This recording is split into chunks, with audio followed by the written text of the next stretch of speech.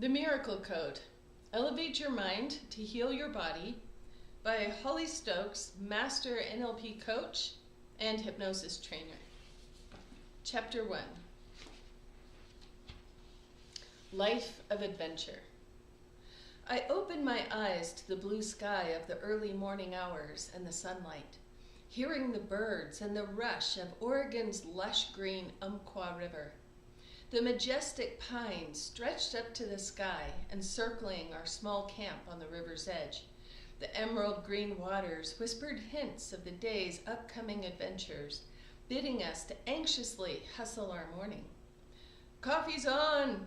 yelled a fellow guide from the kitchen area, waking the guides so we could get on the river early.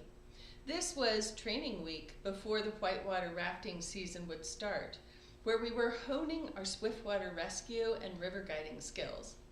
I unwrapped myself from the sleeping bag and stretched to greet the sun, feeling my lean muscles tight from the day before, breathing in the fresh air and ready for the day of adventure.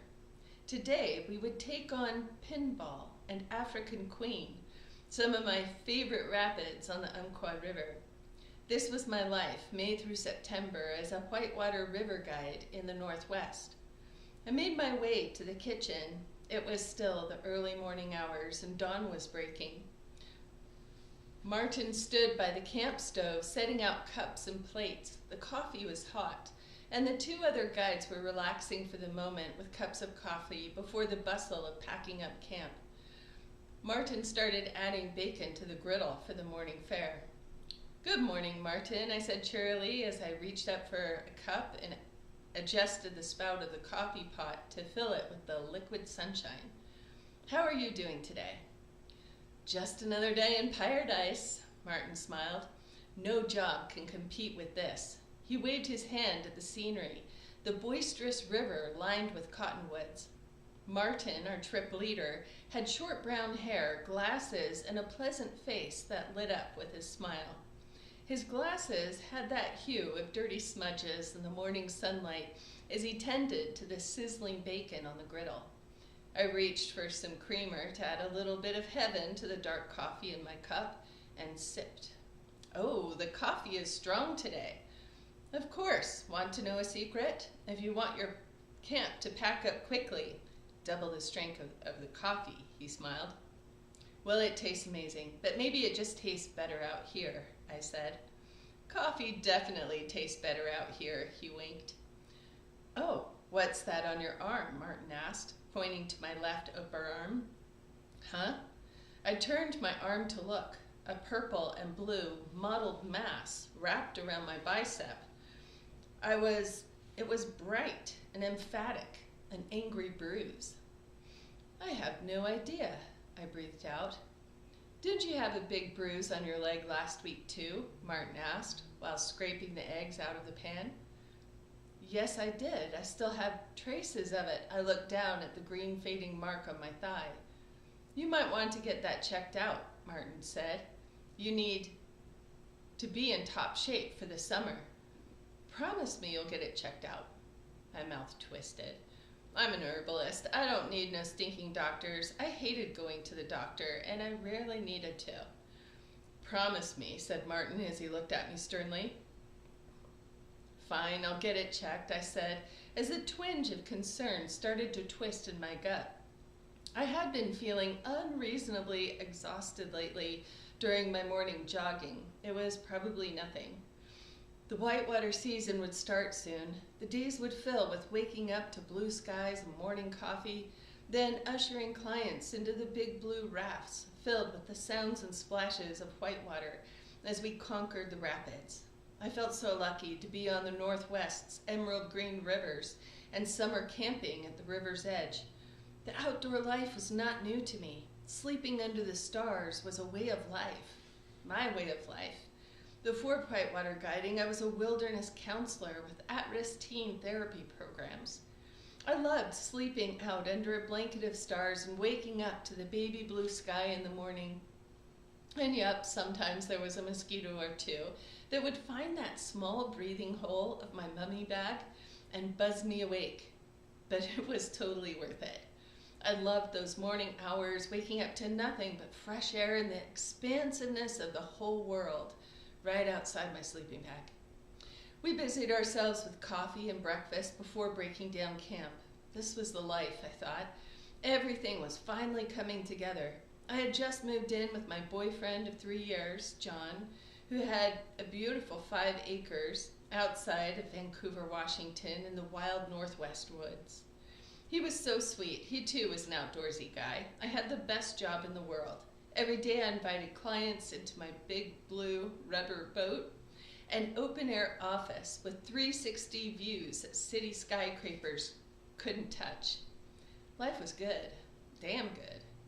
After breakfast, we loaded up our boats with all the gear for the trip and we pushed out into the water. The morning was clear and fresh and a layer of dew, and the water was glass, so calm and quiet. But the quiet wouldn't last because I knew what was ahead. Just downriver was the biggest rapid of this stretch of the river.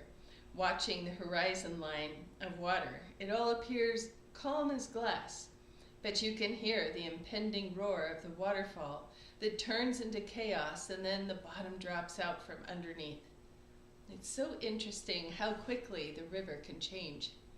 As I pushed my paddle into the water, I thought, I need to be in top shape to run these rapids. I had noticed feeling more tired than normal. Perhaps I should double my morning running routine. Or maybe Martin was right. Maybe I should go see a doctor. The day of sunlight, whitewater, and splashes took over. It felt like my life was really coming together. Before whitewater guiding, I had worked in wilderness therapy programs for 10 years. As wilderness guides and counselors, we led small groups of teens in the backcountry of Utah with only the gear in our backpacks. Life is much simpler living out of a backpack. Each day we packed up our campsite and hiked to new destinations. Every week, psychologists came in for therapy sessions with the students, and then the psychologist would tell us guides what each student should be focusing on during the week so we could help them through their psychology homework. But even though the youth knew what their issues were, I saw them continue to struggle. Even though they knew their patterns, they still couldn't change them. I was fascinated with psychology. I recognized the choices we make are not just about the present moment, but really influenced by our past history. There is more going on in the mind than just the present moment. I got to see firsthand how the patterns of the mind affect how we see ourselves and how this affects the choices we make, even on a daily basis. I watched some kids make changes in their attitude and elevate their confidence and communication, while others really struggled. I got to see firsthand how the psychology of what we think and feel determines our choices and our behaviors. For 10 years, I walked the trails with the kids. I loved the outdoor life, hiking to places off the beaten path, turning a corner to find rock art of ages past, etched into canyon walls. Over time, however, the week-on, week-off schedule of the wilderness programs became wearing. I found it hard to build a life outside of the trail, and so I decided to go back to finish my degree in psychology. I started back to school at a local college in Bend, Oregon, and this would be my 4th attempt at school. Yep, it wasn't because I was a bad student. In fact, I got straight A's all through high school, except for that one C that still irked me. I think I just didn't have the patience for taking a bunch of classes that didn't seem applicable to life.